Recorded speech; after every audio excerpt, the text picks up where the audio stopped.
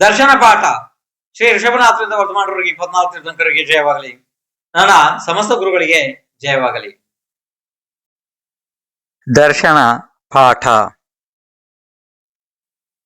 ದರ್ಶನಂ ದೇವದೇವಸ್ಯ ದರ್ಶನಂ ಪಾಪನಾಶನಂ ದರ್ಶನಂ ಸ್ವರ್ಗಸೋಪಾನಂ దర్శనం మోక్ష సాధనం దర్శనేన జినేంద్రాణం సాధూనాం వందనేన చ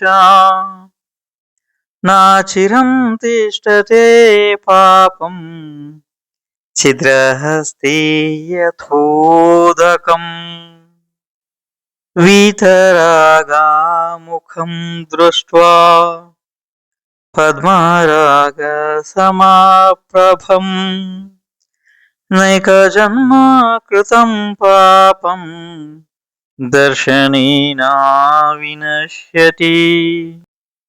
దర్శనం జినసూర్యస్య సంసారాధ్వాంతనాశనం బోధనం చిత్తపద్మస్య సమస్తార్థ ప్రకాశనం దర్శనం జినచంద్రస్య సద్ధర్మామృతవర్షణం జన్మతః వినాశాయ వర్ధనం సుఖవారిధిః జీవాదితస్వా ప్రతిదర్శకాయ సమ్యక్ త్వముఖ్యాష్టగుణాశ్రయాయ ప్రశాంతరూపాయ దిగంబరాయ దేవాధిదేవాయ నమో జినాయ చిదానందేకరూపాయ జినాయ పరమాత్మనే పరమాత్మా ప్రకాశాయ నిత్యం సిద్ధాత్మని నమః. అనంతానంత సంసార సంతతిచ్ఛేదకారణం జినరాజా పాదాంబోజ స్మరణం శరణం మమ. అన్యథా శరణం నాస్తి త్వమేవ శరణం మమ. తస్మాత్ కారుణ్య భావేన రక్ష రక్ష జినేశ్వర.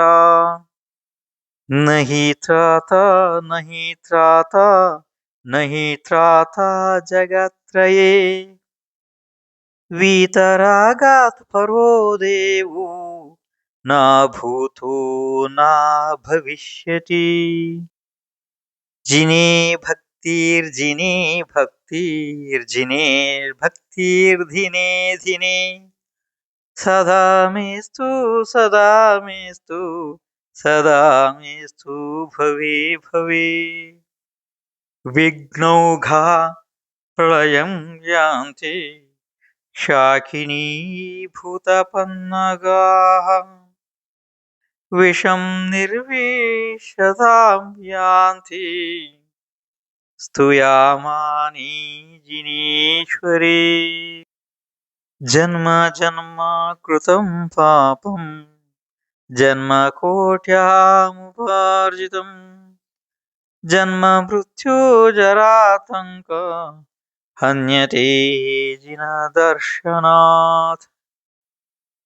జిన ధర్మ వినిర్ముక్తో మా భువం చక్రవర్త్యపి సంచితోపి దరిద్రోపి జిన ధర్మే నివాసనం. జిన ధర్మే నివాసనం జిన ధర్మే నివాసనం.